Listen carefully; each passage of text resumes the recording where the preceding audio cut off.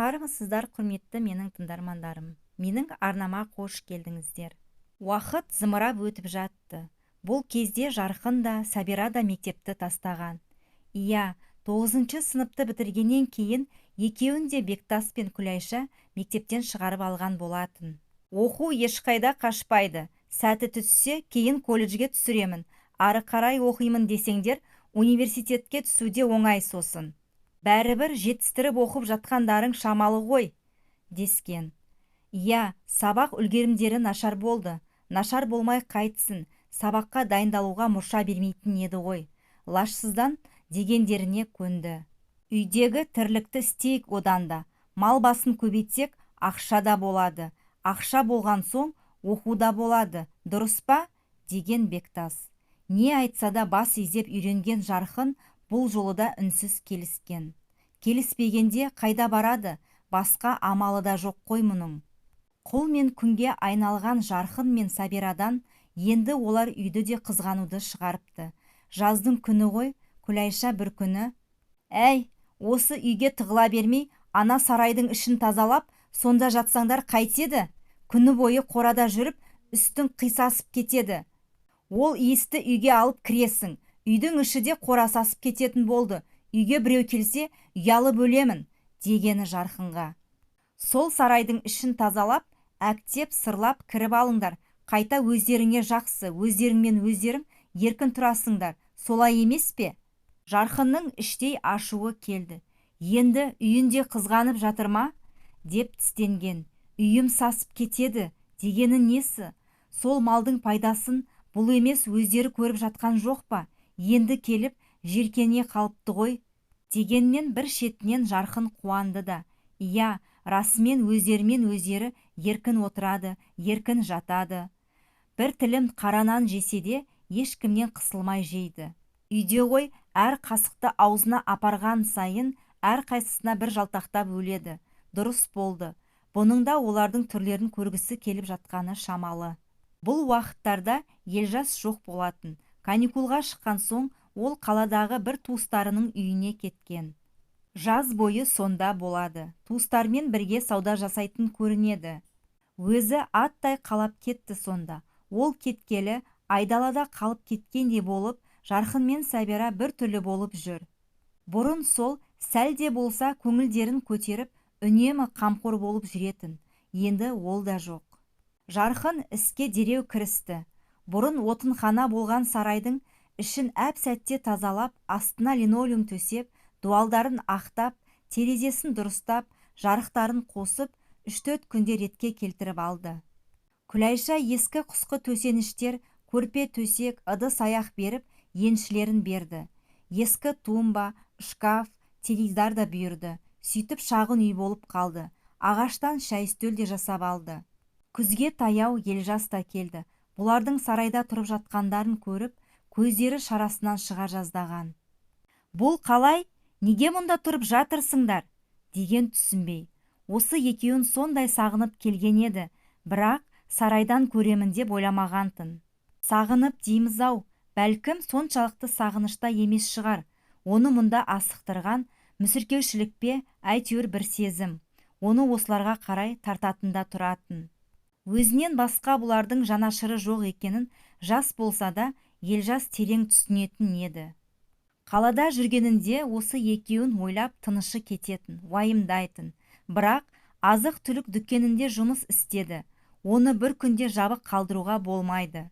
Ақыры жұмыс істеуге келгендіктен соңына дейін жеткізейін деп, сабақтың басталуына 2-3 күн қалғанша жүруіне тура келді ғой. «Өзімізге осы жер ыңғайлы», деп күлді Жарқын.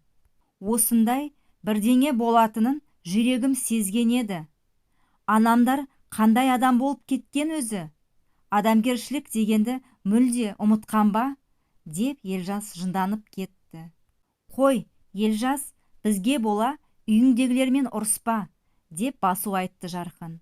«Айтып отырмын ғой, қайта бізге осы жер ыңғайлы, өзімізбен өзіміз, рахат». Ары қарай Елжас ештеңе деместен сарайдан шығып кетті. Үйіне келе анасына біраз сөйледі, бірақ анасы өзінікін дұрыс етіп шығарды. Елжас қолын бір сілтеді де қайтадан жарқындардың үйшігіне келген. Өзі жаз бойы қалада тапқан ақшасынан бұларға біраз сыйлықтар алып келіпті. Сыйлығы сол киім-кешектер. Размерлері тура келеді ме, көріңдерші, жобалап ала бердім әйтеуір, деп қояды. Жарқын да Сабира да қысылып қалды. Бұл үйге келгелі мұндай сыйлықты көрді ме бұлар? Иә, алғашқы кезде болатын, кейін мүлде шетке сырылды емес пе бұлар? Осындай кең жүрегің үшін сені Құдай алдыңнан жарылқасыншы, Елжас. Сабира жылап жіберді. Жарқынның да көздеріне жас толып қалыпты. Ай, бұларың не? Қуанудың орнына жылағандарың қайсасқандарың? Деп Елжас күліп, екеуін қоса қапсыра құшақтап алды. Бекер әуре болғансың ғой, біз үйден шықпаймыз, мұны қайда киіп барамыз? Деп ыржиған болды Жарқын. Неге шықпайды екенсіңдер? Мектеп бітірдіңдер, сен жігіт, сен бой жеткен қыз болдың, әлі талай вечеринкаларға барамыз, мен сендерді ертіп барамын. Елжас, мен сені сондай қатты жақсы көремін, сен осы өмірдегі ең жақсы адамсың, деген Сабира оны тас қылып құшақтап алып, екі иығы селк-селк етіп жылай берді. Өй, қой деймін, қой, деп Елжас оның шашынан сипады. Қоя бер, жылап алсыншы, сені де сағынды, іші де толып қалған ғой, ішін босатып алсын, жеңілдеп қалады, деді Жарқын. Шыны керек, Жарқынның өзінің де жылағысы келіп тұрған болатын. Тек Елжастан ұялып, теріс бұрыла берді. Елжас келгелі Жарқын мен Сабираның жағдайы тәуірленіп қалды. Жалғыз ұл болған соң үйіндегілер оған ештеңе дей алмайды. Үйіндегі дәмділерді осында тасиды ол. Кейде өзі де осылардың қасына жата салады түнде. Өзі айтқандай, екеуін кейде отырыстарға да ертіп барады, қинағандай болып. Иә, өмірлерінде ондай жерде болып көрмеген бұлар барынша тартыншақтайды, бірақ Елжас оларды қоймай ертіп баратын. Не болды соншама, өмірлеріңде осы сарайдың ішінде өткізбекшісіңдер ме? Сендер де өмір көріңдер, жассыңдар ғой, қыдырыңдар, деп қоймайтын. Елжастың бұл қылығы Бектасқа да, Күлайшаға да жаққан емес. Амалсыздан дегендеріне көніп жүрген. Ақыры бірде Күлайшаның да шыдамы шегіне жеткен екен. Күн салқындай бастаған кез. Елжас анасына, Жарқындарды қайта үйге көшіріп алайық, ауа райы салқындап келе жатыр, деген еді. Жарылайын деп жүрген Күлайша баж етті. Неге сен осы Жарқын деп тақылдап қоймайсың? Кіндігің жапсып қалған еді сонымен? Келмейді мұнда, сонда өздеріне пеш соғып алып жатсын. Бұл үйді сол жетімдер жатсын деп салғанымыз жоқ. Қайта тамағын, киімін беріп, асырап жатқаныма рахметін айтсын олар. Әйтпесе осы күндері жетімдер үйінде көздері бозарып отыратын еді, терезеге телміріп. Ал қазір ішкендері алдарында, ішпегендері арттарында, не керек басқа? Қайта сен оларды әбден еркелетіп басымызға шығартып жібердің. Жұмысты да дұрыс істемей, сенмен желпілдейді де жүреді. Әкең де наразы болып жүр. Болды ғой, қойсайшы енді осындайыңды. Қояр деп ары жүрміз үндемей, бері жүрміз үндемей, ал сен солардан басқа адам жоқтай өзеурейсің келіп. Басыңды айналдырып дуалап алғаннан саума өздері? Ана, қойыңызшы қайда ғана айтпай. Олар да бауырларым ғой. Неге оларды сыртқа тебуіміз керек? Неге оларға құл сияқты қарайсыздар? Мұндайларыңыз бар, не үшін асырап алдыңыздар оларды? Деп Елжас та ойындағысын айтып тастаған. Қандай бауыр? Тегін білмейтін тек сіздерді қалай бауырым деп айтасың сен? Өз бауырларыңа осылай жанашырлық танытпайсың ғой? Бөтен біреу дегенде неге емешегің езіледі де қалады осы? Осыларды асырап алсақ, осы үйдегі жұмыстарға қолғабыс болады деп әкелдік. Саған бауыр болады деп емес. Сендерді қара жұмыстан құтқарайық, еркін өссін, оқып, білім алсын, жақсы азамат болсын деп әкелдік оларды. Сонда біз үшін солардың өмірін құрбандыққа шалып отырсыз ба? Ана, мен сізді танымай тұрмын. Қандай қатыгез жан болып кеткенсіз. Мен сіздей тас жүректен қалай туылғанмын, деген Елжас мүлде түңілгендейтін. Жап аузыңды, анаңа қалай сөйлейтін болғансың өзі. Ешкімнің өмірін құрбандыққа шалып отырған жоқ. Қайта біз оларға жақсы өмір сыйладық. Жетімдер үйімен салыстырғанда бұл жер оларға жұмақ емес пе? Саған шағымданып, бізге қайрап салып жүрме? Мастанғанда асырама жетімді деп бекер айтпаған екен ғой, деп Күлайша баж-баж етуде. Қандай жұмақ өмірді айтып отырсыз? Өздерін жұмсайсыз, жәрдем ақысын былай алып жаратып отырсыз. Отырса опақ, тұрса сопақ етесіз. Осы ма жұмағыңыз? Жап деймін аузыңды. Онсыз да Балтабайға қанша ақша төлеп жүрдіңіздер. Ал Жарқын сол Балтабайдың істегенінен 2-3 есе артық істеп жатқан жоқ па? Сонда да бір жылы сөзіңізді қимайсыз. Қандай тас жүрек жан едіңіз? Осы кезде ішке Бектас та кіріп келген еді. Баласына алара қарады. Шешеңе қалай сөйлейсің? Көргенсіз, жап аузыңды, кет бар, деп айқайлап берді. Іштей булығып, ашудан қалш-қалш еткен Елжас тістеніп, сазарған күйі үйден шықты да кетті. Сөйтіп Күлайшаның дегені болды. Жарқын үйшіктеріне пеш соғып, енді қыстада сонда тұратын болды. Менің сендерге көмектескім келеді, бірақ қолымнан ештеңе де келер емес. Қанша айтқаныммен әкем де, анам да түсінулері келмей безеріп отыр. Қалай мұндай жанға айналғандарына өзім де таңмын. Сендердің алдарыңда өзімді кінәлі сезініп, әке-шешем үшін өзім ұялып, кірерге тесік таппай қиналып жүрмін. Кешіріңдерші, деп бірде Елжас Жарқын мен Сабираны құшақтап отырып, жылап та алды. Жарқын оны аяп кетті. Бишарай, бұлар үшін қиналып жүрау. Елжас, қойшы, деп оны иығынан құшақтап отырып, Жарқын да өзі жылап жіберді. Бізге бола, өзіңді былай қинамашы. Анам мен әкемнің айтқандарын тыңдашы. Біз осы өмірге үйренгенбіз ғой. Ешкімге өкпеміз жоқ. Шын сөзім. Сабира солай емес пе? Сабира да басын изеп қойды. Жоқ, мен сендердің қалай қиналып жүргендеріңді жақсы білемін. Тіптен қиналмасаңдар да, бұлай өмір сүргендеріңді қаламаймын. Сендер оларды әке, ана деп атайсыңдар. Ал олар сендерді балалары ретінде көрмейді, жұмысшылары деп санайды. Осы әділдік пе? Қай жерінен адамгершілік көріп отырсыңдар?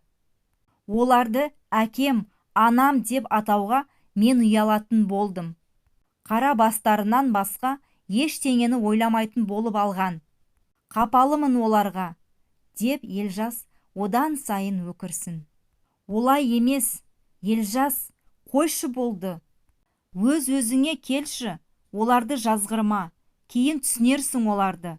Болды енді, болды, дегенімен Жарқын оны қалай жұбатарын білмей, жылы сөзде таппай қосыла жылай берді. Осыдан өсейін, өз қолым өзіме жететін жағдайға жетейін, қалаға кетемін, сендерді де алып кетемін. Үшеуі де түн ортасынан ауғанша жылап отырды. 11 сыныпты бітірген соң Елжас қалаға оқуға кетті. Бұлармен әзер қоштасып кеткен. Шыдаңдар, мойымаңдар, мен жиі келіп тұрамын, деген кетіп бара жатып, бірін-бірі қимай қоштасты.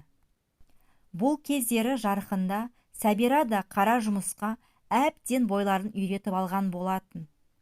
Малды көбейтеміз деп Жарқын жаз бойы жаңа қоралар да салып тастады. Балалар үйінде тәрбиеленсе де, қазір қолынан келмейтіні жоқ шеберге айналған. Құрылыс жағы болсын, малға қарау болсын, басқа қара жұмыс бәрінде дөңгелетіп әкетеді. Сабира да солай. Еңбектері еленбесе де, ішкен тамақтарына мәз болып жүргендері мынау. Иә, олар бұл үйдің құлымен күңіне шындап айналған болатын. Бір күнінен бір күнінің айырмашылықтары жоқ. тар тамға тығылып, екі жетімде өсіп жатты. Жастары біразға келді. Жарқынның жасы 20-дан біраз асып кеткен бұл кезде. Елжас медициналық оқу орнында оқитын. Оны 7 жыл оқу керек көрінеді. Бұл күнде әйтеуір 5 жылын артқа тастаған. Ол оқуға түсіргенде бектас болатын. Осы ауылдағы емхананың бас дәрігері боласың кейін, деген. Бір демалысында ауылға келіп жарқындармен бірге солардың үйшіктерінде шай ішіп отырған Елжас бір уақытта әңгіменің ұшын шығарды. Бұрын жас кезімде, кейін оқуды бітірген соң қалада қаламын, сонда жұмыс істеймін деп ойлаушы едім. Сендерді де қалаға тартып аламын ғой деп ойлайтынмын. Адамның ойлағаны бола бермейді екен ғой. Мен үйдің жалғыз баласымын. Әке-шешем мені ешқайда жібермейді. Мен де оларды қартайған уақыттарында жалғыз тастап кете алмаймын ғой. Сендерге енді қалай көмектесетінімді де білмеймін, деп ол әңгімені алыстан орағытып бастады. Елжас, бұның не? Сенің бізге істеп жүргендерің аз ба? Одан артықты күтпейміз де, қайта біз саған қарыздармыз, деді Жарқын. Иә, сенің арқаңда ғой осылай жүргеніміз. Әйтпесе баяғыда өмірден түңіліп, өліп те кетермедік, деп Сәбира шынын айтты. Жоқ, қайта біз сендерге қарыздармыз. Осы үйдің отымен кіріп, күлімен шығып жүрсіңдер. Ішіп отырған тамағымыз да, киіп отырған киіміміз де сендердің еңбектерінің арқасында ғой. Сендердің болашақтарыңды ойлап, қатты уайым жеймін. Елжас, қойшы. Жарқын, сөзімді бөлмеші, соңына дейін тыңдашы мені, деді ойлы көзбен тұңғиыққа бойлап кеткен Елжас бір нүктеге қадалған күйі. Бұрын ағам бар деп қуанушы едім. Сенің үйленіп, дүркіретіп той жасап жатқанымызды көз алдыма елестетуші едім. Жеңгем болады, онымен әзілдесіп, ойнап күліп жүремін деп қиялдайтынмын. Қазір соның бәрі алдамшы екенін түсініп отырмын. Әке анамның сені үйлендірмейтінін, сені тұрмысқа бермейтінін аңғардым. Олардың ондай шығынға бармайтындары белгілі. Екіншіден, жақсы жұмысшыдан айырылып қалғылары келмейді. Одан да сендер өмір бойы осы үйдің тірліктерін істеп жүрсеңдер, сол керек оларға. Бірақ сендер де адамдарсыңдар ғой. Сендер де отбасы болуларың керек. Сендерді осы қорлықтан құтқаратын да сол отбасы болғандарың. Сондықтан екеуің бас қосып, бір-біріңе үйленсеңдер қайтеді. Бәрібір басқа жақтан жар табу қиын. Жағдайда жоқ. Одан да бір-бірлеріңді бұрыннан білесіңдер, екеуің бас қосыңдар. Сосын өзіміз бөлек шаңырақ болдық деп, мына үйден басқа жаққа көшіңдер. Екеуінің де қолдарыңнан бәрі келеді, тәп-тәуір өмір сүріп кетесіңдер. Мен де қолымнан келгенше көмектесемін, деп сөзін аяқтаған Елжас, не дейсіңдер дегендей екеуінің беттеріне кезек-кезек қарады. Сәбира ұялғанынан жүзін төмен салып отыр екен. Жарқын да, бірақ ол тез басын көтерді. Елжас, мұның не? Сәбира менің қарындасым ғой. Біз бәріміз бауыр емеспіз бе? Жарқын, өз-өзімізді қашанға алдап жүреміз. Иә, мен сені аға, Сәбираны қарындасым деп есептеп келдім. Бірақ басқа амал жоқ. Соқа бастарың сопайып өтпекшісіңдер ме мына өмірден? Жастарың болса келді, бастысы екеуіңнің қандарың бөлек, ешкім ештеңе демейді. Қайта бір-бірлеріңді жақсы түсінесіңдер, бақытты отбасы боласыңдар, деді Елжас. Мүмкін емес қой бұл, мүмкін емес. Бәрін де мүмкін етуге болады. Менің ақылымды тыңдасаңдар, солай етіңдер.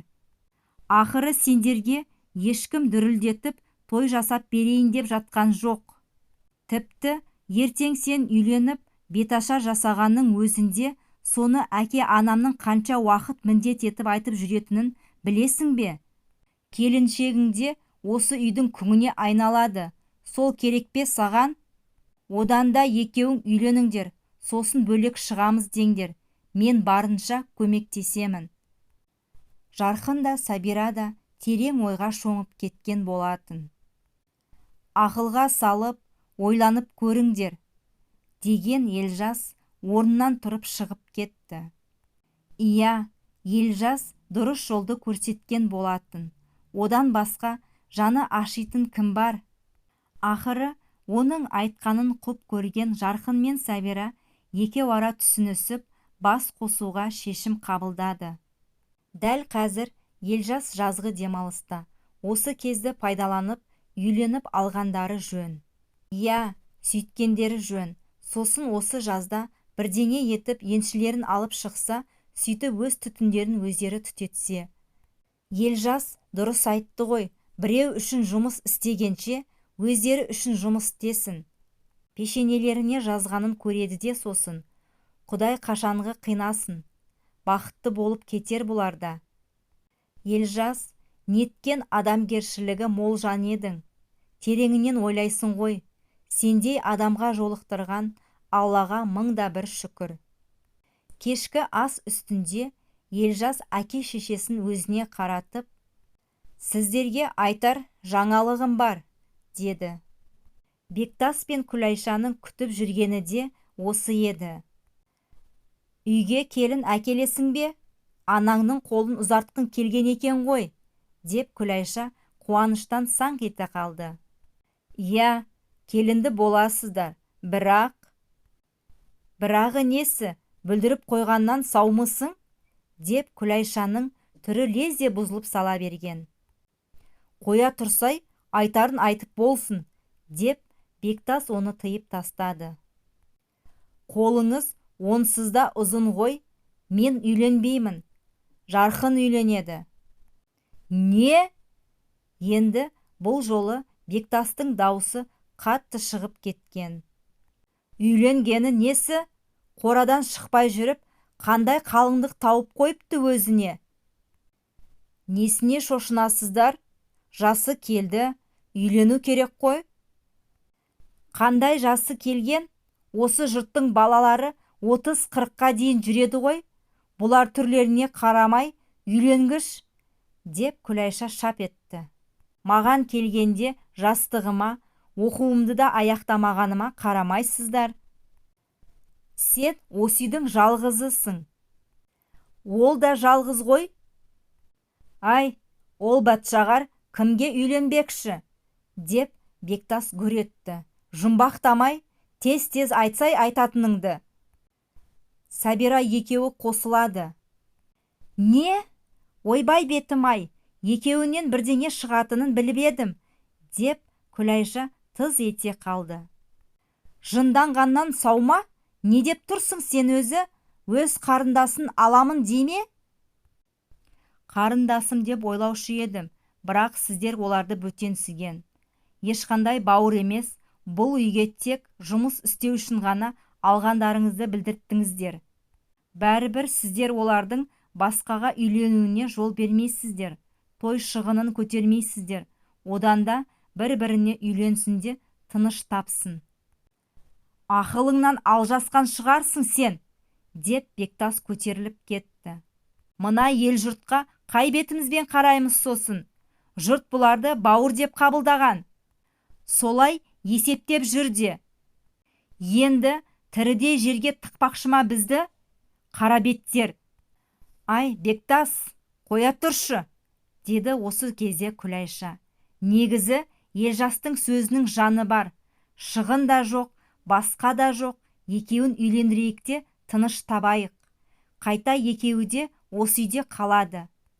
Жұрт не десе, о десін, онда шаруамыз жоқ. Өздері солай шешіпті. Бөтеннің баласы бәрібір өз балаңдай болмайды екен, деймізде қоямыз.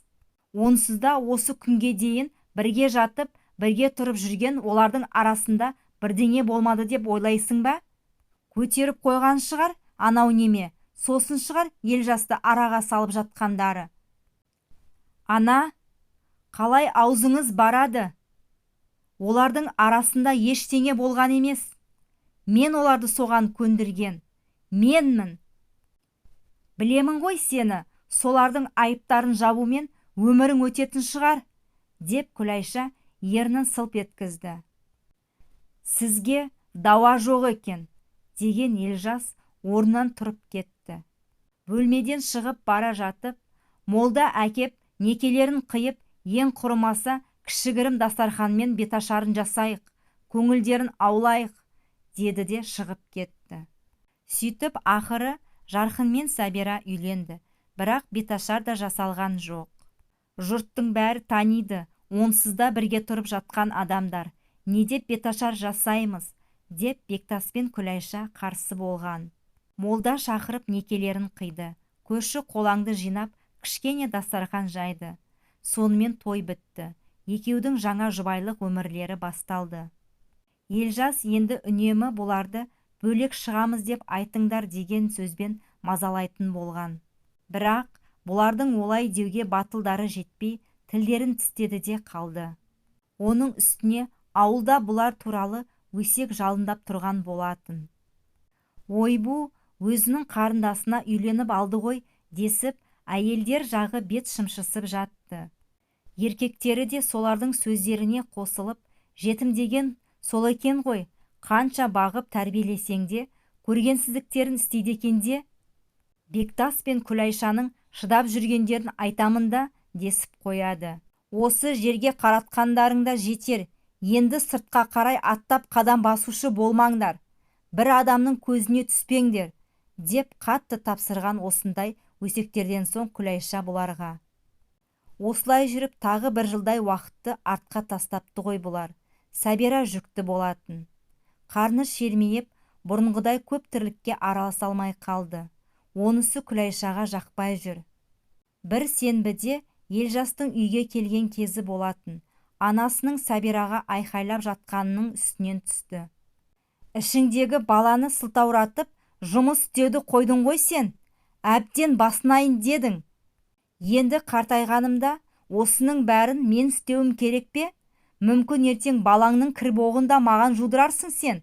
Бала көтеріп жүрген жалғыз сен емес, біз де жүкті болғанбыз.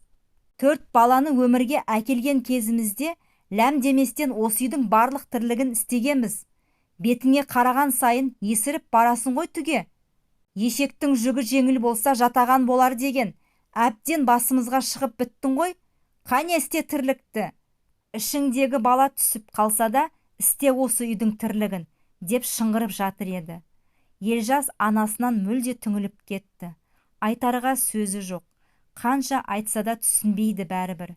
Түнерген күйі үйіне кірді де, сөмкесін тастап, ешкіммен амандаспаған күйі қайта көшеге шығып кетті.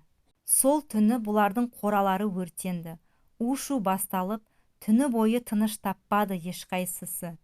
Біраз мал тірідей жанып кетті. Іштерін у жалағандай болған Бектас пен Күлайша қатты қайғыруда болатын. Сендер әдейі өртедіңдер қораны.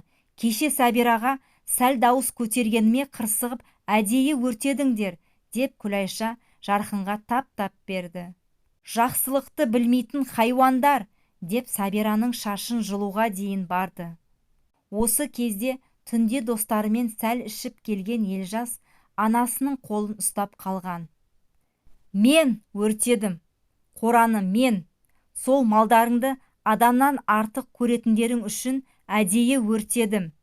Не істейсіздер? Сол малдардың артынан кетесіздер ме? деген ол.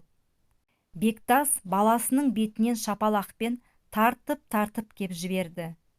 Елжас біраз уақыт сазарып тұрды да, артынша үйге кіріп, сөмкесін алып шығып кетті.